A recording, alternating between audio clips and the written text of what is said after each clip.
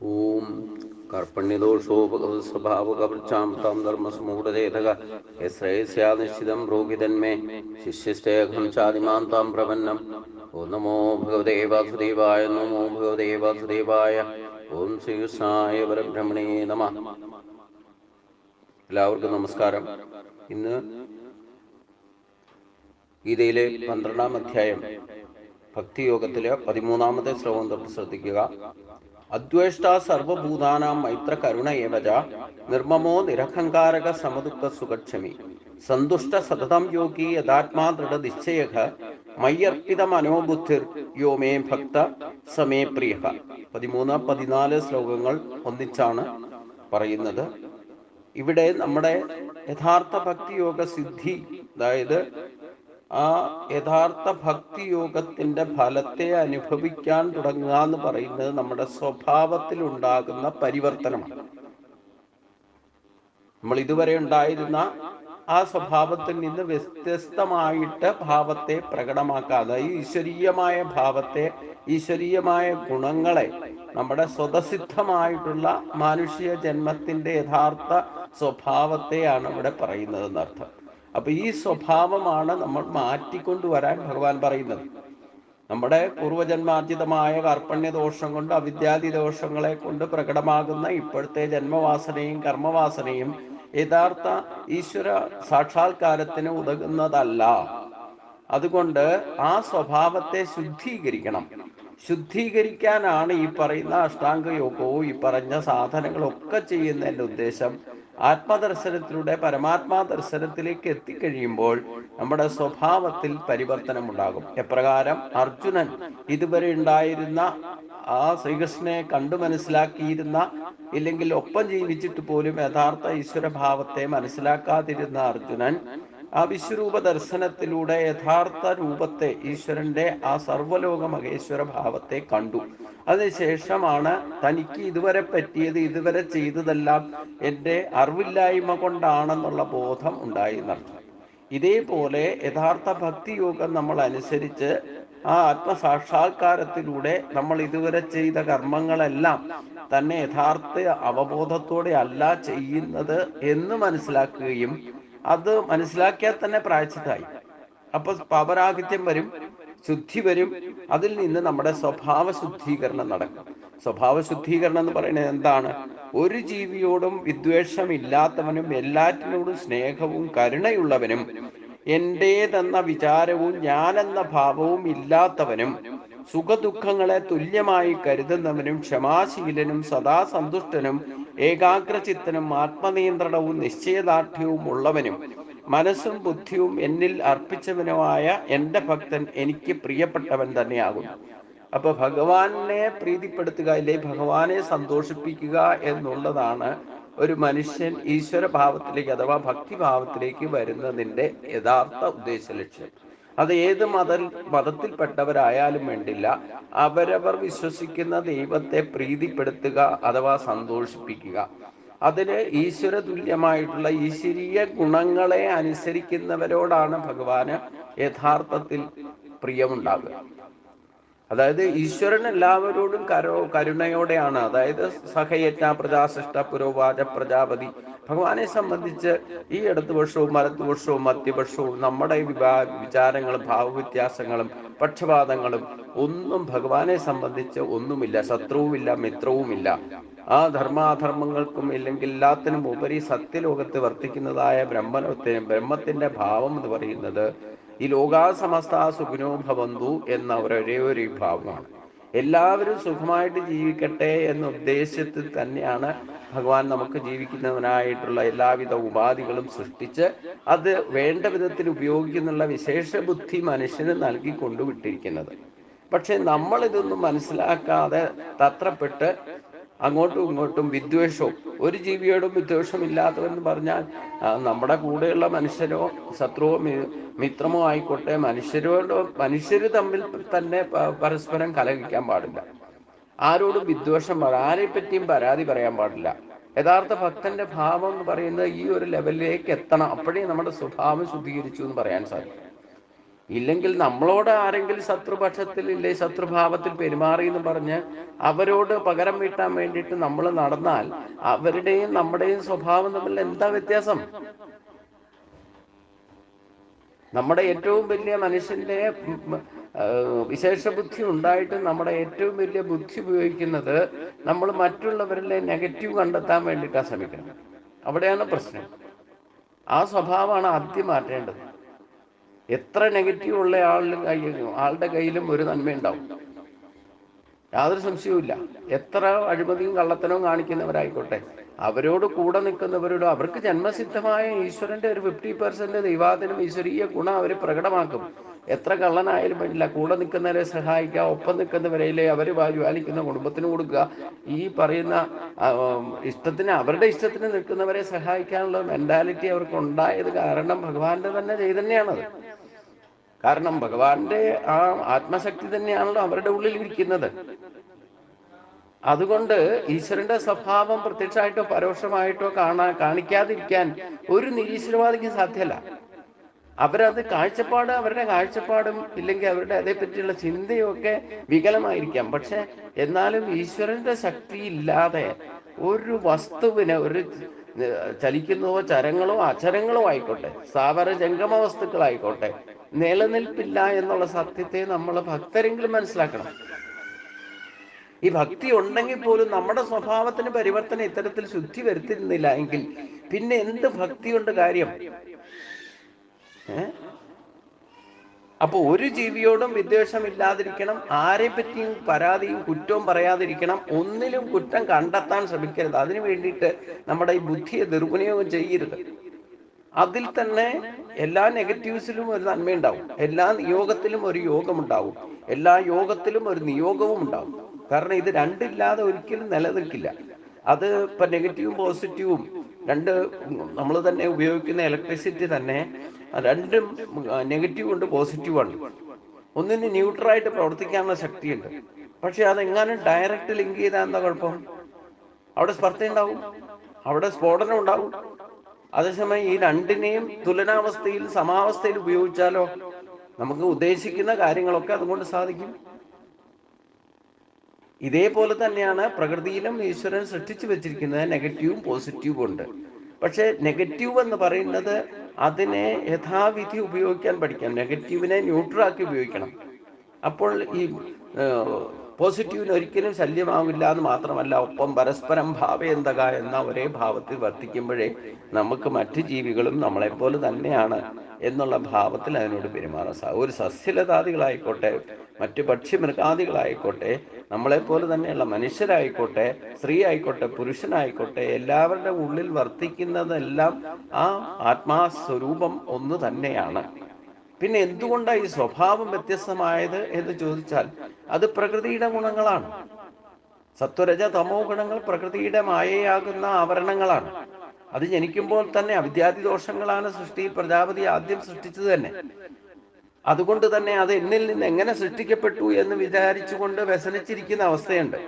പക്ഷേ അതിൽ യഥാർത്ഥ ജ്ഞാനത്തിലേക്ക് പ്രവേശിക്കുമ്പം, ആ സാത്വിക ഭാവം പ്രകടമാക്കുമ്പം ഇത് ദോഷങ്ങളല്ല, അത് നമ്മളെ ബാധിക്കുമ്പോഴേ പ്രശ്നം ഉണ്ടാവുള്ളൂ. അതിനെ ന്യൂട്രലായിട്ട് ഉപയോഗിച്ചാൽ ഈ പ്രശ്നമൊന്നുമില്ല. അപ്പൊ ന്യൂട്രലായിട്ട് ഉപയോഗിക്കാന്ന് പറയുന്നതാണ് ഒരു ജീവികളോടും വിദ്വേഷമില്ലാതെ ആരിലും നന്മ കണ്ടെത്താൻ ശ്രമിക്കണം.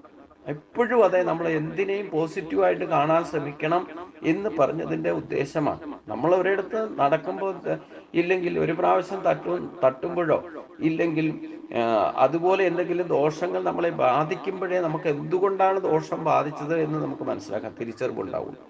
തെറ്റ് ചെയ്യാത്ത, സത്യം മാത്രം അല്ലെങ്കിൽ ധർമ്മം മാത്രമാണ് നിലനിൽക്കുന്ന ഒരു വസ്തുവിനെ മാത്രമേ, ഒരു ശക്തിയെ മാത്രമേ സൃഷ്ടിച്ചുള്ളൂ എന്നുണ്ടെങ്കിൽ അതിൽ നമുക്ക് ഒരിക്കലും തിരിച്ചറിവ്, ഗുണം ദോഷവും സൃഷ്ടിച്ചതുകൊണ്ടാണ് ദോഷത്തിൽ നിന്ന് ഗുണത്തെ കണ്ടുപിടിക്കാൻ സാധിക്കുക. ദോഷം എന്ന് പറയുന്ന സംഗതി സൃഷ്ടിക്കപ്പെട്ടിട്ടില്ലെങ്കിൽ, അവിദ്യാദി ദോഷങ്ങൾ ഇല്ലായിരുന്നെങ്കിൽ അവിടെ സത്യം മാത്രമേ ഉള്ളൂ, ഇല്ലേ? അപ്പൊ എത്ര ശ്രേഷ്ഠമായിരുന്നു എന്ന് തോന്നാം. പക്ഷെ അതിന്റെ ദോഷവശങ്ങളെ പറ്റി ചിന്തിക്കണം എന്നുണ്ടെങ്കിൽ രണ്ടും വേണം നടത്തും. രണ്ടില്ലാതെ ഈ പ്രപഞ്ചത്തിന്റെ പരിപാലനം നടക്കില്ല. അതാണ് സത്യം. അപ്പൊ ആ സത്യത്തിന് വേണ്ടിയിട്ട് രണ്ടും സൃഷ്ടിച്ചു വെച്ചിട്ടുണ്ട്. ആ അവിദ്യാദി ദോഷങ്ങൾ പ്രകടമാകുന്നത് പ്രകൃതിയുടെ തന്നെ ഗുണങ്ങളാൽ സർവപ്രകൃതി ഗുണൈ എന്ന് പറയുന്ന ഭാവത്തിൽ തന്നെ പ്രകടമാകും. അപ്പൊ അതിൽ നിന്ന് നമ്മൾ ഗുണത്തെ കണ്ടെടുക്കണം. അതാണ് നമ്മുടെ ഡ്യൂട്ടി. നമ്മളെന്താ ചെയ്യാം? എന്ത് കണ്ടാലും കേട്ടാലും ഒക്കെ, പ്രത്യേകിച്ചും മലയാളികളുടെ ഒരു സ്വഭാവമാണ് വിവാദം സൃഷ്ടിക്കുക എന്നുള്ളത്. അതിലെന്താ സത്യം എന്നുള്ളതും അതിൻ്റെ ഗംഭീരമായ ഭാവിയിൽ ഉണ്ടാകാമെന്ന പരിണത ഫലത്തെ പറ്റി ഒന്നും യാതൊരു വികാരവും ഇല്ലാതെ വെറുതെ അങ്ങോട്ട് വിവാദമാക്കുക. എന്തിനെ നെഗറ്റീവ് കണ്ടെത്താൻ ഒരു സ്വഭാവമാണ്. ഒരു കുട്ടിയെ പോലും നമ്മൾ എപ്പോഴും അത് തുടരുത്, ഇത് തുടരുത്, എന്തുകൊണ്ട് തുടരുതെന്ന് അവർക്ക് പറഞ്ഞു കൊടുക്കില്ല. എന്നിട്ട് അവര് പിന്നെ എന്തെങ്കിലും അത് പിന്നെ ആവർത്തിച്ച് ചെയ്താൽ, എന്താണോ നമ്മൾ ചെയ്യരുതെന്ന് പറയുന്ന ആ കുട്ടിക്ക് അത് ചെയ്യാനായിരിക്കും താല്പര്യം കൂടുതൽ. നമുക്കും അതെയല്ലോ. എന്താണ് ഇന്നടുത്ത് പോകരുതെന്ന് പറഞ്ഞാൽ അവിടെ ഇപ്പൊ പോയാലെന്താ? പിന്നെ രഹസ്യമായിട്ട് ഏതെങ്കിലും തത്വത്തിൽ അവിടെ എന്താ നടക്കുന്നതെന്ന് അറിയാനുള്ള ഇൻസ്പിറേഷൻ നമുക്ക് ഉണ്ടാവും. എന്തുകൊണ്ടാണ് പോകരുത് എന്ന് അടിസ്ഥാനരഹിതമായിട്ട് പറഞ്ഞ് മനസ്സിലാക്കാൻ ശ്രമിച്ചാൽ ഈ പറയുന്ന പ്രശ്നം ഉണ്ടാവില്ല. എന്താണ് അവിടെ എന്ന് മനസ്സിലാക്കുക. അത് നമുക്ക് ദോഷം ചെയ്യുന്നതാണെന്ന് അതിന്റെ ഗുണവും ദോഷം പറഞ്ഞു കൊടുത്തു കഴിഞ്ഞാൽ അത് കുട്ടിക്കായാലും ബോധം ഉണ്ടാവും. പക്ഷെ അത് ചെയ്യില്ല. എന്നിട്ട് ആദ്യം വിവാദത്തിലേക്ക് വരും. അപ്പോൾ അത് പ്രശ്നമായിട്ട് തീരും. എന്നിട്ട് ഇതൊക്കെ യഥാർത്ഥത്തിൽ മനസ്സിലാക്കി കഴിയുമ്പോഴത്തേനും നമുക്ക് തന്നെ കിട്ടേണ്ടതും ഇല്ലേ അർഹതയുള്ളതൊക്കെ നഷ്ടപ്പെട്ടിട്ടുണ്ടാവും, വേറെ ആരെങ്കിലും കൊണ്ടുപോയിട്ടുണ്ടാവും.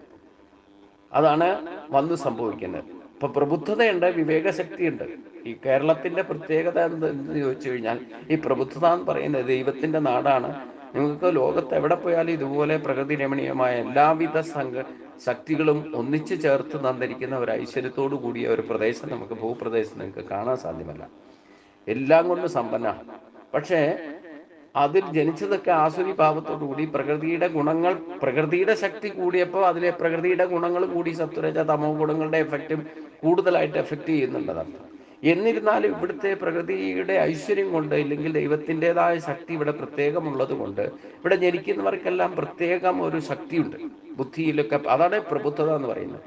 പക്ഷെ അത് ഉപയോഗിക്കാൻ വേണ്ട വിധത്തിൽ ഉപയോഗിക്കാൻ അറിയില്ല. അതാണ് പ്രശ്നം. ഉപയോഗിക്കണം, എന്നാലേ അതിലെ ഗുണദോഷങ്ങളെ തിരിച്ചറിയാൻ സാധിക്കും. പക്ഷെ ഉപയോഗിക്കില്ല. എന്നിട്ട് നെഗറ്റീവ് മാത്രം ചിന്തിക്കുകയും പറയുകയും പ്രവർത്തിക്കുകയും പരസ്പരം വിദ്വേഷവും പരസ്പരം സ്വാർത്ഥയും കുറ്റവും ഗുണവും പരാതിയും പറഞ്ഞ് നടക്കലല്ലാതെ അത് സത്യത്തെ മനസ്സിലാക്കി എടുക്കുമ്പോഴത്തേനും ഒക്കെ ഒരുപാട് ലേറ്റ് ആയിട്ടുണ്ടാവും. അത് തന്നെയാണ് യഥാർത്ഥത്തിൽ സംഭവിച്ചത്. ശങ്കരാചാര്യര് ജനിച്ച 8 വയസ്സ് തൊട്ട് ഒരു ആധ്യാത്മികതയുടെ പരകോടിയിലേക്ക് എത്തിയിരിക്കുന്ന ഒരു ശ്രേഷ്ഠമായ ജന്മം ഈ കേരളത്തിനുണ്ടായിട്ട് അത് ബ്രാഹ്മണർക്ക് കൂടെയുള്ളവർക്ക് പോലും യഥാർത്ഥത്തിൽ മനസ്സിലാക്കേണ്ടതുപോലെ മനസ്സിലാക്കാൻ പറ്റിയില്ല. എന്നിട്ട് വിവാദങ്ങൾ ഉണ്ടാക്കി അവരെ അവഗണിക്കാൻ, ആ കുടുംബത്തെ തന്നെ മൊത്തം അയലോക്കത്തുള്ളവർ പോലും അടുത്തു പോകാതെ ഒരു കാര്യത്തിന് വിളിക്കാതെ ഒക്കെ പെരുമാറാനിട വന്നു. ഇതാണ് വിവാദം. അതായത് ഈ പരസ്പരം എന്നിട്ടത് പറഞ്ഞു വരുത്തുകയും ചെയ്ത് അവരെ എല്ലാവരെ കൊണ്ട് അവഗണിപ്പിക്കുന്ന ഒരു സ്വഭാവമാണ്. അവിടെ പോകരുത്, അവളുമായിട്ട് ബന്ധപ്പെടരുത്, അയാൾ അങ്ങനെയാണ് ഇങ്ങനെയാണ് മസാല ചേർത്ത് പറയുക. സത്യത്തിൽ എന്താണെന്ന് അറിയുന്നില്ല. സത്യം അറിയാതെ പ്രവർത്തിക്കാം. ഇത് ഏറ്റവും വലിയ നികൃഷ്ടമായ സ്വഭാവമാണ്. അത് അവനവനും മറ്റുള്ളവർക്കും യാതൊരു വിധത്തിലും പ്രയോജനം ചെയ്യില്ല. അതുകൊണ്ടാണ് ഇവിടെ ഭഗവാൻ ഈ 2 ശ്ലോകം ശരിക്കും പഠിക്കേണ്ട സംഗതിയാണ്. കാരണം നമ്മുടെ സ്വഭാവത്തിൽ ഇത്തരത്തിലുള്ള സ്വഭാവം എന്തെങ്കിലും ഉണ്ടെങ്കിൽ അതിനെ ഇഗ്നോർ ചെയ്യണം, വേണ്ടാന്ന് വെക്കണം. അപ്പൊ ഒരു ജീവിയോട് നമ്മൾ ഒരു പക്ഷപാതവും കാണിക്കാൻ പാടില്ല. നിഷ്പക്ഷമായിട്ട് വേണം നിൽക്കാൻ. ഒരിക്കലും നമ്മളോട് ആരെങ്കിലും വിധത്തിൽ ശത്രുഭാവത്തിൽ പെരുമാറിയാലും അവരോട് പോലും ഒരിക്കലും അവരോട് അതേ ഭാവത്തിൽ പെരുമാറരുത്. പെരുമാറിയാൽ നമ്മളും അവരും തമ്മിൽ യാതൊരു വ്യത്യാസവും ഇല്ലാതെ വരും. തനി സ്വഭാവമായിരിക്കും. അവർ കാണിച്ച അതേ സ്വഭാവം തന്നെ പ്രതികാരദാഹത്തിൽ പ്രവർത്തിച്ചാൽ അവരുടേതായ അതേ സ്വഭാവം തന്നെ നമുക്കും. പിന്നെന്ത് പരിവർത്തനം? പിന്നെ ഭക്തി ഉണ്ടായിട്ട് എന്താ കാര്യം? അപ്പൊ ഭക്തി ഉള്ളവരെ പറ്റിയാണ് പറയുന്നത്. ഭക്തി ഇല്ലാത്തവരെ പറ്റി ഇതൊന്നും പറഞ്ഞാലും മനസ്സിലാവില്ല അവർക്ക്. എന്നിരുന്നാലും അവരിൽ പ്രകടമാകുന്ന ഈ സ്വഭാവം പോലും അവർക്ക് പോലും ജന്മസിദ്ധമായിട്ട് തന്നെ ഈ സഹയജ്ഞ ഭാവനയൊക്കെ 50% ഉണ്ട്.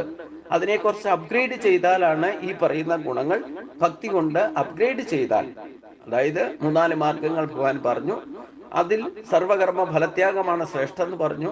മറ്റുള്ളവരുടെ ഇഷ്ടത്തിന് വേണ്ടിയിട്ട് തൻ്റെ ഇഷ്ടങ്ങളെ മുഴുവൻ ത്യജിക്കുന്ന ത്യാഗമാണ് ഏറ്റവും വലിയ സർവകർമ്മ ഫലത്യാഗം. അപ്പോൾ തന്നെ നമുക്ക് ഫലേച്ഛയൊക്കെ ഇല്ലാതെ വരും. മറ്റുള്ളവർക്ക് കൂടി വേണ്ടിയിട്ട് അവനവൻ്റെ സുഖത്തിന് വേണ്ടിയിട്ട് എന്തെങ്കിലും ചെയ്താൽ, ചിന്തിക്കുകയോ പറയുകയോ പ്രവർത്തിക്കുന്നതൊക്കെ മറ്റുള്ളവർക്ക് കൂടി സുഖം കിട്ടിക്കോട്ടെ. അതുകൊണ്ട് നമുക്കും എന്താ നഷ്ടം? നമ്മളെ കാണുമ്പോൾ തന്നെ ഒരാൾക്ക് സന്തോഷം തോന്നുന്നുണ്ടെങ്കിൽ സന്തോഷിച്ചോട്ടെ. അപ്പൊ അത്തരത്തിൽ പെരുമാറാൻ നമുക്ക് സാധിക്കണം. നമ്മളെ ഇറിറ്റേഷൻ ഉണ്ടാക്കുന്ന വിധത്തിൽ വീട്ടിലായാലും പുറത്തായാലും ഒരിക്കലും പെരുമാറരുത്. സ്ഥിരനിഷ്ഠമായിട്ട് നിങ്ങൾ കുട്ടികളോട് വരെ പെരുമാറുന്നത് നമ്മളെ കണ്ടാൽ തന്നെ ഇറിറ്റേഷൻ ഉണ്ടാകുന്ന രീതിയിൽ പെരുമാറിയാൽ ആ കുട്ടി നമ്മുടെ അടുത്ത് വരില്ല. കണ്ടാൽ തന്നെ പേടിയും പരിഭ്രമം ഉണ്ടാക്കും. അപ്പൊ അങ്ങനെ പെരുമാറുന്ന ഒരു രീതി നമുക്കൊക്കെ ഉണ്ട്. അത് മനസ്സിൽ എന്തെങ്കിലും ഒരു ഇഷ്ടമില്ലായ്മ കുടുംബത്തിലുള്ളവരോ സുഹൃത്തുക്കളോടോ ഉണ്ടെങ്കിൽ നമ്മൾ ഇനി അവരുടെ മറ്റുള്ളവരുടെ മുമ്പിലോ ഇതൊന്നും പ്രകടമാക്കാതെ പെരുമാറിയാൽ പോലും മനസ്സിൽ വച്ചുകൊണ്ടിരിക്കും. അത് ഏറ്റവും വലിയ അപകടം. ശരിക്കും പറിക്കും രണ്ട് ഭാഗത്തിൽ പെരുമാറുന്ന സ്വഭാവം നമ്മുടെ കുടുംബത്തിലുള്ളവർക്ക് വരെ ഉണ്ട്. അത് ഒരിക്കലും ചെയ്യാൻ പാടില്ല. കാരണം എന്താ, മനസ്സിൽ വെച്ചുകൊണ്ട് പെരുമാറുമ്പോൾ ഈ വിദ്വേഷം എന്തെങ്കിലും മനസ്സിൽ മറ്റുള്ളവരുടെ ഇറിറ്റേഷൻ ഏതെങ്കിലും ഒരു വിഷയത്തിൽ, ഒരു വാക്കിന്റെ പേരിലോ ഇല്ലെങ്കിൽ ഏതെങ്കിലും കാലത്ത് സംഭവിച്ച എന്തെങ്കിലും ഒരു സംഭവത്തിന്റെ പേരിലോ അത് മനസ്സിൽ ഇങ്ങനെ സൂക്ഷിച്ചുകൊണ്ട് ചിലപ്പോൾ ചിരിച്ചും കളിച്ചും ഒക്കെ സംസാരിച്ചു എന്നിരിക്കും. പക്ഷെ അവർ പണ്ട് പറഞ്ഞ വാക്കോ ഇല്ല പണ്ട് പെരുമാറിയതോ ഒരിക്കലും മറക്കാതെ മനസ്സിൽ വെച്ചുകൊണ്ട് അവസരം കിട്ടുമ്പം അതിന്റെ ഇറിറ്റേഷൻ പ്രകടമാക്കും. ഇതൊക്കെ ഏറ്റവും വലിയ സ്വഭാവ അശുദ്ധിയാണ്. ഇവിടെയൊന്നും ഈശ്വരൻ ഒരിക്കലും പ്രസാദിക്കില്ല. രണ്ടു തരത്തിൽ മൂന്ന് തരത്തിൽ പെരുമാറുന്ന രാഷ്ട്രീയക്കാരെ പോലെ ആകരുത് ഞാൻ പറയുന്നതാ.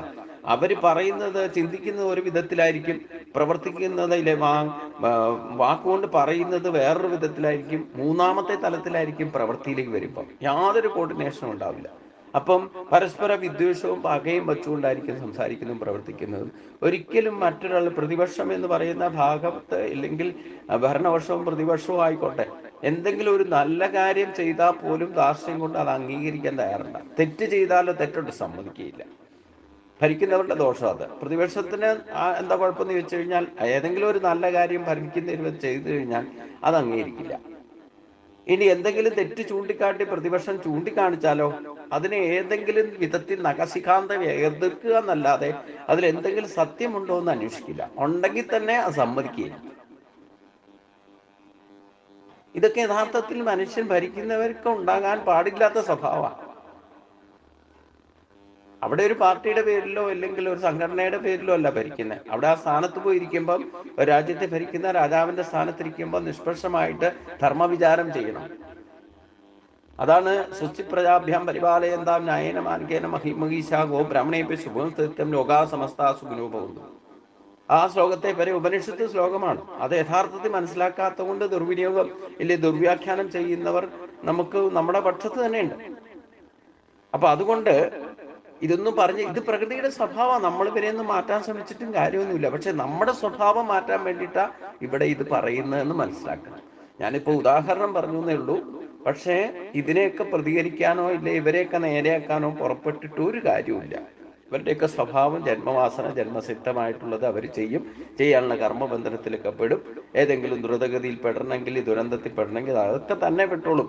നമ്മൾ ഈ പ്രകൃതിയിലില്ല മറ്റുള്ളിടത്ത് നടക്കുന്നതിനെ പറ്റി അല്ല.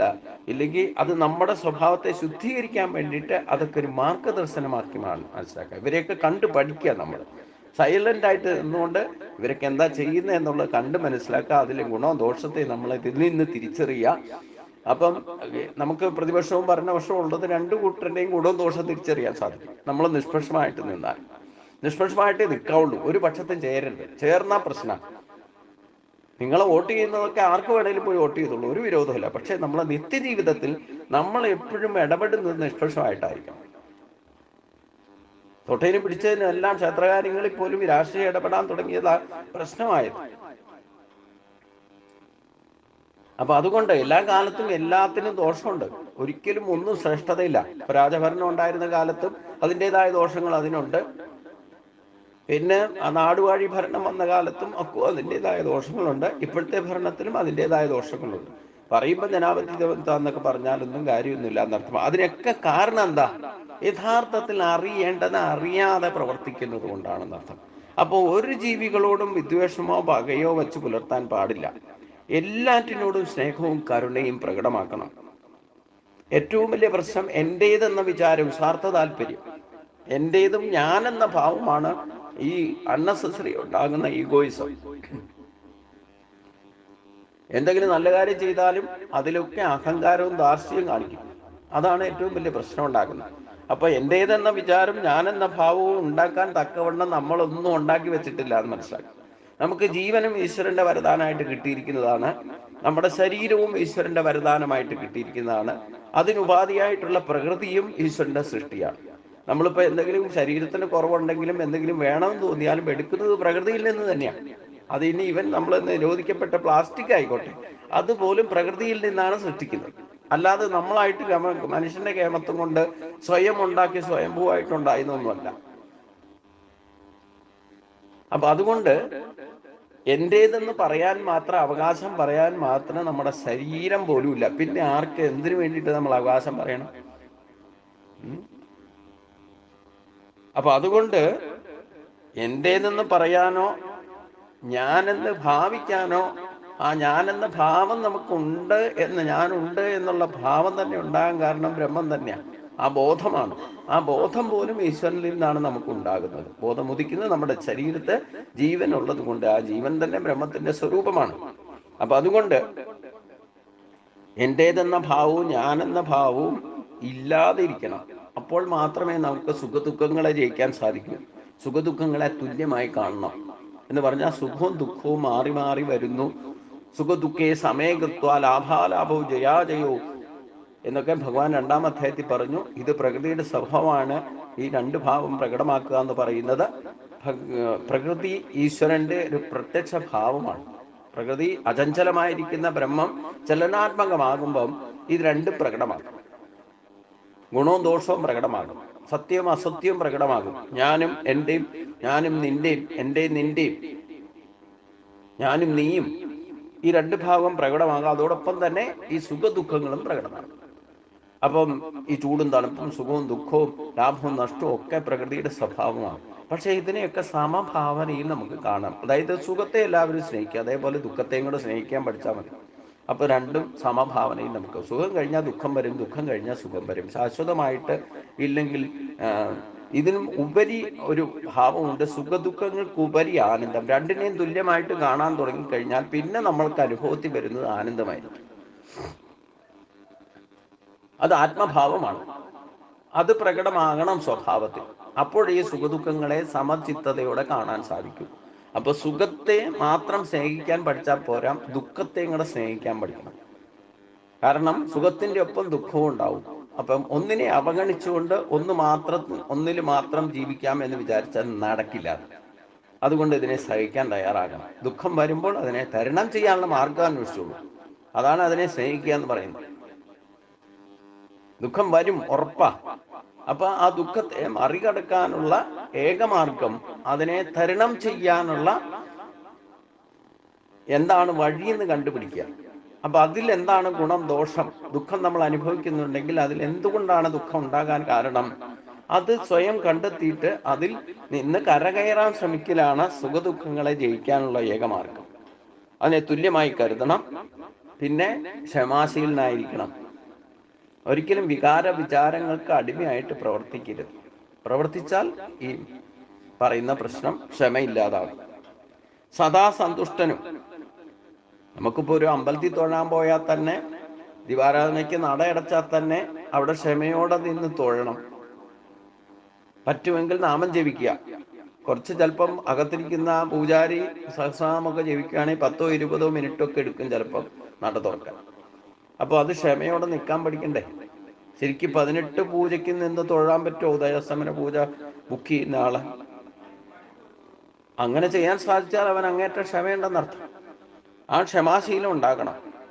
അങ്ങനെയുള്ളവർക്ക് എപ്പോഴും സദാ സന്തുഷ്ടനായിട്ടിരിക്കാൻ സാധിക്കും. അവരുടെ മനസ്സ് ഏകാഗ്രമായിരിക്കും. അവർക്ക് ആത്മനിയന്ത്രണവും നല്ല നിശ്ചയദാർഢ്യവും, കാര്യകാരണങ്ങളുടെ ഗൗരവം മനസ്സിലാക്കിക്കൊണ്ട് നല്ലോണം നിശ്ചയദാർഢ്യം ഉണ്ടായിരിക്കും. ഗുണദോഷങ്ങളെ തിരിച്ചറിഞ്ഞുകൊണ്ട് കാര്യങ്ങൾ തീരുമാനിച്ച് അത് ത്യാഗമനസ്സോടെ നടപ്പാക്കാൻ സാധിക്കും. അത്തരത്തിൽ മനസ്സും ബുദ്ധിയും ഭഗവാനിൽ ഉറപ്പിച്ചു നിർത്തുന്ന ആളെയാണ് ഭഗവാൻ ഏറ്റവും ഇഷ്ടം എന്നാണ് പറഞ്ഞത്. ഭഗവാൻ ഏറ്റവും പ്രിയം അത് തന്നെയാണ്. അതുകൊണ്ട് ഈ ശ്ലോകത്തിലൂടെ നമ്മുടെ സ്വഭാവത്തിൽ പരിവർത്തനം വരുത്തണം എന്ന് നിശ്ചയിക്കണം. അദ്വേഷ്ട സർവഭൂതാനാം മൈത്ര കരുണ ഏവച നിർമ്മമോ നിരഹങ്കാരക സമദുഃഖ സുഖക്ഷമേ സന്തുഷ്ട സതതം യോഗി യഥാത്മാ ദൃഢനിശ്ചയ മയ്യർപ്പിത മനോബുദ്ധിർമാ യോ മേ ഭക്ത സമയപ്രിയ. ഇതാണ് യഥാർത്ഥത്തിൽ സ്വഭാവത്തിൽ ആദ്യം വരുത്തേണ്ട പരിവർത്തനം. ഗുരുവായൂരപ്പൻ പറയുന്നുണ്ടല്ലോ, തൊഴുതു മാറുന്നു പറഞ്ഞാൽ ഭഗവാനെ തൊഴുതിട്ട് നമ്മുടെ സ്വഭാവത്തിൽ മാറ്റം വരുത്താനാണ് പറയുന്നത്. അതുകൊണ്ട് സ്വഭാവത്തിൽ മാറ്റം വരുത്താത്ത ഭക്തര് ഒരിക്കലും ഇപ്പം പൂജാമുറിയിലിരുന്ന് ജപതപാദികൾ ചെയ്യുമ്പോഴോ ഗുരുവായൂരപ്പനെ കാണാൻ പോകുമ്പോഴോ ക്ഷേത്രദർശനം നടത്തുമ്പോഴോ ഉണ്ടാകുന്ന സ്വഭാവത്തിലെ പ്രകടമാകുന്ന സ്വഭാവം പുറത്തേക്ക് ഇറങ്ങുമ്പോൾ മാറ്റരുത് എന്നർത്ഥം. ആ ക്ഷമയും ഈ പറയുന്ന ഞാനെന്നും എൻ്റെ എന്നുള്ള ഭാവം ഒരു നിമിഷത്തേക്കാണെങ്കിലും മറന്നിട്ട് പ്രവർത്തിക്കുമ്പം അത് പുറത്തേക്ക് വരുമ്പോഴും അത് ജീവിതത്തിൽ പ്രകടമാക്കണം. അവിടെ സ്വഭാവശുദ്ധി ശാശ്വതമായിട്ട് നമുക്ക് അനുഭവിച്ച് അറിയുന്ന അവസ്ഥയിലേക്ക് എത്തുമ്പോൾ മാത്രമേ ഭഗവാന്റെ പ്രിയപ്പെട്ട സ്വഭാവം നമുക്ക് പ്രകടമാക്കാൻ സാധിക്കും. അപ്പൊ സ്വഭാവ പരിവർത്തനമാണ് ഭക്തിയോഗത്തിന്റെ ഏറ്റവും വലിയ ശ്രേഷ്ഠത എന്ന് മനസ്സിലാക്കുക. യസ്മാനോ ദിജതേ ലോകാ ലോകാനോ ദിജതേ ചേഹ ഹർഷാമർഷ ഭയദ്യോഗൈ മുക്തോയ സജമേ പ്രിയ.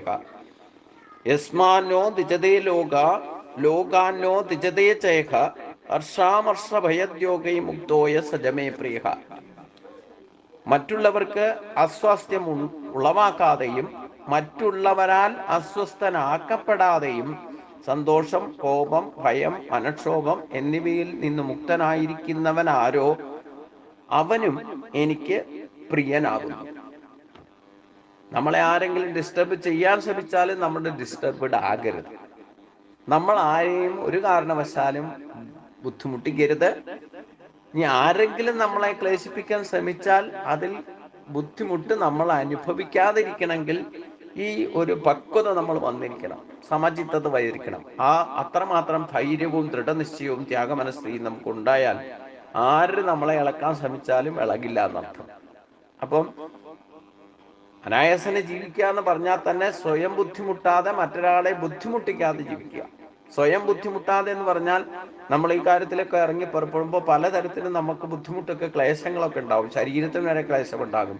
ക്ലേശോ അധികതരശേഷാം അവ്യക്താസേതസാം അവ്യക്താക്കി ഗതിർദുഃഖം ദേഹപുര അഭിനവ്യാപ്യത എന്ന് പറഞ്ഞിട്ടുണ്ട്. ആദ്യം തന്നെ നമ്മൾ തന്നെ നമുക്ക് തടസ്സം നിൽക്കും. ആദ്യത്തെ സ്റ്റെപ്പ് അതാ. ഈ ഭക്തിമാർഗത്തിലേക്ക് വരുമ്പം നമ്മൾ തന്നെ ആയിരിക്കും ആദ്യം നമുക്ക് തടസ്സം നിൽക്കും. ഇനി അത് ജയിച്ചു എന്ന് വിചാരിക്കുക, നമ്മളത് ദൃഢനിശ്ചയം ചെയ്ത് ത്യാഗമനസ്ഥിതിയോടെ ശരീരം പോലും മറന്നിട്ട് അത് പ്രവർത്തിക്കാൻ തുടങ്ങിയാൽ പിന്നെ കൂടെയുള്ളവരെ ഡിസ്റ്റർബ് ചെയ്യും. പലതരത്തിലും കൂടെ അടുത്ത ബന്ധുക്കളോ ഇല്ല സുഹൃത്തുക്കളോ ഒക്കെ ആയിരിക്കും നമ്മളെ ഇതിൽ നിന്ന് പലതരത്തിലും അതിൽ നിന്ന് പിന്തിരിപ്പിക്കാൻ ശ്രമിക്കും. കാരണം നല്ല കാര്യം എന്ത് ചെയ്യാൻ നിങ്ങൾ പുറപ്പെട്ടാലും അതിന് 100 കൂട്ടം തടസ്സങ്ങളും അതിന് ക്ലേശങ്ങളും ഉണ്ടാകും. ആദ്യം തന്നെ മുൻകൂട്ടി മനസ്സിലാക്കിക്കൊള്ളാം. അപ്പൊ പലരും നമ്മളെ അസ്വസ്ഥരാക്കാൻ ശ്രമിക്കും, ഉറക്കം തന്നെ നഷ്ടപ്പെടും. പക്ഷേ അതിനെയൊക്കെ തരണം ചെയ്യുകയും വേണം. എന്നാൽ നമ്മളെ ആരെങ്കിലും ഡിസ്റ്റർബ് ചെയ്താലും അവരോട് പകരം വീട്ടാനോ ഇല്ലെങ്കിൽ അവരെ കൂടെ കുറ്റം പറഞ്ഞുകൊണ്ട് നടക്കാനോ അവരോട് മസിൽ പിടിക്കാനോ അവരോട് വഴക്കുണ്ടാക്കാനോ ഒന്നും പോകരുത് എന്നർത്ഥം. അത് അവരെയും കൂടെ ബുദ്ധിമുട്ടിക്കില്ല. അപ്പം അത്തരത്തിൽ പെരുമാറാതെ, അതായത് മറ്റാരെങ്കിലും നമ്മളെ ഡിസ്റ്റർബ് ചെയ്യാൻ ശ്രമിച്ചാലും നമ്മൾ ഡിസ്റ്റർബ് ആകരുത്. നമ്മളായിട്ട് ആരെയും ഡിസ്റ്റർബ് ചെയ്യാനും ശ്രമിക്കരുത്. ഇതൊരു ഭക്തന്റെ ലക്ഷണമാണ്. പിന്നെ വികാരങ്ങൾക്ക് അടിമയാകൽ. സന്തോഷം വരുമ്പോഴോ ഇല്ലെങ്കിൽ ദുഃഖം വരുമ്പോഴോ കോപം വരുമ്പോഴോ ഇല്ല ഈ വികാരങ്ങൾ, ഭയം, രാഗദ്വേഷാദി വികാരങ്ങൾ എന്തെങ്കിലും നമ്മുടെ ജീവിതത്തിൻ്റെ ഇടയിൽ ഞാൻ പറഞ്ഞല്ലോ, ഒരു ദിവസത്തെ ഇല്ലെങ്കിൽ ശുദ്ധതയും ഇല്ലെങ്കിൽ നമ്മുടെ ശ്രേഷ്ഠതയൊന്നും പിറ്റേ ദിവസം അതേപടി കിട്ടിക്കൊള്ളണം നിർബന്ധമില്ല. ഓരോ ദിവസവും ചിലപ്പോൾ എഴുന്നേറ്റ് വരുമ്പോൾ വ്യത്യസ്തമായ ഭാവമായിരിക്കും പ്രകടമാകുന്നത്. അപ്പം ചില ദിവസം ദേഷ്യം തോന്നും, ചില ദിവസം സന്തോഷം കൂടുതലായിരിക്കും, ചില ദിവസം എന്താ കാരണം അറിയാതെ ഒരു മനോക്ഷോഭം അനുഭവപ്പെടുന്ന അവസ്ഥയുണ്ട്. അതായത് വികാരങ്ങൾ ഈ കാറ്റടിക്കുന്ന പോലെ ഓരോ ദിവസവും വ്യത്യസ്തമായ ഭാവം പ്രകടമാകും. ഇത് പ്രകൃതിയുടെ സ്വഭാവമാണ്. നമ്മുടെ കർമ്മദോഷ വിദ്യാദി ദോഷങ്ങളെ കൊണ്ട് പൂർവജന്മാർജിതമായിട്ടുള്ള കർമ്മങ്ങൾ ചെയ്തിട്ട് അതിൻ്റെ ഫലങ്ങളായിട്ട് ചിലപ്പം ഒരേപോലെ സ്ഥായിയായ സ്വഭാവം നമുക്ക് പ്രകടമാക്കാൻ സാധിക്കില്ല എന്നർത്ഥം. അങ്ങനെ ഏതെങ്കിലും വിധത്തിൽ സ്വഭാവത്തിൽ വേരിയേഷൻസ് വികാരങ്ങൾക്ക് അടിമയാകുന്ന സന്ദർഭങ്ങൾ ഉണ്ടായാൽ അവിടെയൊക്കെ അതിനെ നിയന്ത്രിക്കണം എന്നാണ് പറഞ്ഞതിൻ്റെ അർത്ഥം. അങ്ങനെ നിയന്ത്രണത്തിൽ അഭ്യാസം ചെയ്യുന്ന ഈ പറയുന്ന വികാരങ്ങളിൽ നിന്നൊക്കെ മുക്തനായിരിക്കുന്നവനാരോ അവനെ ഭഗവാൻ ഏറ്റവും പ്രിയമാണെന്നർത്ഥം. സ്വയം ബുദ്ധിമുട്ടാതെ മറ്റൊരാളെ ബുദ്ധിമുട്ടിക്കാതെ ജീവിക്കുക, വികാര വിചാരങ്ങൾക്ക് അടിമയാകാതിരിക്കുക. അത് സന്തോഷമോ ഇല്ലെങ്കിൽ സുഖമോ ദുഃഖമോ ഒക്കെ പ്രകടമാകുമ്പോഴും, ഇല്ലേ നമുക്ക് ഇഷ്ടപ്പെടാത്ത എന്തെങ്കിലും സംഭവിക്കുമ്പോഴും, നമ്മുടെ ചുറ്റുപാടിൽ എന്ത് സംഭവിച്ചാലും അവിടെയൊന്നും വികാര വിചാരങ്ങൾക്ക് അടിമയാകാതിരിക്കുക എന്ന് പറഞ്ഞാൽ 8 തരത്തിലുള്ള വികാര വിചാര ഭാവങ്ങളുണ്ട്, അവിദ്യാദി ദോഷങ്ങൾ. അവിടെയൊന്നും അത് നിന്നെല്ലാം നിയന്ത്രിച്ച് മുക്തഭാവത്തിൽ ഇരിക്കാൻ സാധിക്കുന്നതാരോ, ഇല്ലെങ്കിൽ അവിടെയൊക്കെ അത്തരത്തിൽ പെരുമാറാൻ സാധിക്കുന്നവനാരോ, അത്തരത്തിലുള്ള ഭക്തനെ ഭഗവാനെ ഏറ്റവും പ്രിയമാണെന്നർത്ഥം. ഇതാണ് സ്വഭാവത്തിന്റെ ഏറ്റവും ഒരു ശ്രേഷ്ഠ അവസ്ഥയാണ്. ഈ ഒരു അവസ്ഥയിലേക്ക് നമുക്ക് എത്താൻ സാധിക്കണം. ബാക്കി ഭാഗം നമുക്ക് അടുത്ത ദിവസം ചിന്തിക്കാം. ഇത് സർവത്ര ഗോവിന്ദനാമ സങ്കീർത്തനം. ഗോവിന്ദ ഹരി ഗോവിന്ദ. ഈ 3 ശ്ലോകങ്ങള് അത് സ്വഭാവത്തിൽ നമുക്ക് ഇപ്പൊ എന്താണ് ഗുണങ്ങൾ ഉള്ളത് ഇല്ലാത്തത് എന്ന് പറഞ്ഞ് ലിസ്റ്റ് ചെയ്ത് ഇതിൽ നിന്ന് മനസ്സിലാക്കണം. നമ്മുടെ തന്നെ സ്വഭാവത്തെ ഒന്ന് അനലൈസ് ചെയ്യുക. മറ്റുള്ളവരെ നേരെയാക്കാൻ പുറപ്പെടുന്നതിന് മുമ്പ് നമ്മുടെ സ്വഭാവത്തെ ഒന്ന് അനലൈസ് ചെയ്യുക. ഈ പറയുന്ന ഗുണങ്ങൾ എന്തെങ്കിലും നമുക്കുണ്ടോ? ഉണ്ടെങ്കിൽ അതിനെ അപ്ഗ്രേഡ് ചെയ്യുക, ഇല്ലാത്തതിനെ ഉണ്ടാക്കാൻ ശ്രമിക്കണം. അപ്പോഴേ അത് യഥാർത്ഥ ത്യാഗ മനസ്ഥിതിയാകുള്ളൂ. അതായത് നമുക്ക് ത്യജിക്കേണ്ടതിനെ ത്യജിക്കാൻ സാധിക്കണം, ഇല്ലാത്തതിനെ ഉണ്ടാക്കാൻ ശ്രമിക്കണം. അങ്ങനെ സ്വഭാവ ശുദ്ധീകരണം സ്വയം ചെയ്യാൻ ഒരു പ്രേരണയാണ് ഈ 3 ശ്ലോകങ്ങൾ. അദ്വേഷ്ട സർവഭൂതാനാം മൈത്രകരുണ ഏവച നിർമ്മമോ നിരഹങ്കാരക സമദുഃഖ സുഖക്ഷമി സന്തുഷ്ട സതതം യോഗി യഥാത്മാദൃഢ നിശ്ചയക മയ്യർപ്പിത മനോബുദ്ധിർ യോ മേ ഭക്ത സവേ പ്രിയക യസ്മാനോ ദിജതേ ലോകാനോ ദിജതേ ചേക ഹർഷാമർഷ ഭയദ്യോഗേ മുക്തോയ സജമേ പ്രിയക.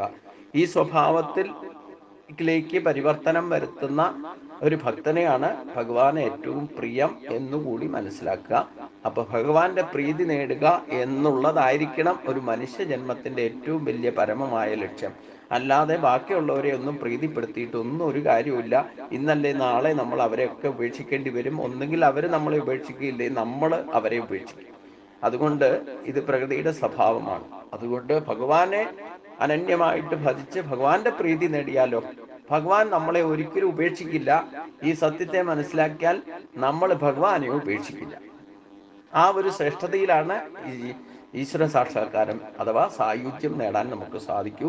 അത് നമുക്ക് എല്ലാവർക്കും ഗുരുവായൂരപ്പന്റെ അനുഗ്രഹം കൊണ്ട് സാധിക്കട്ടെ.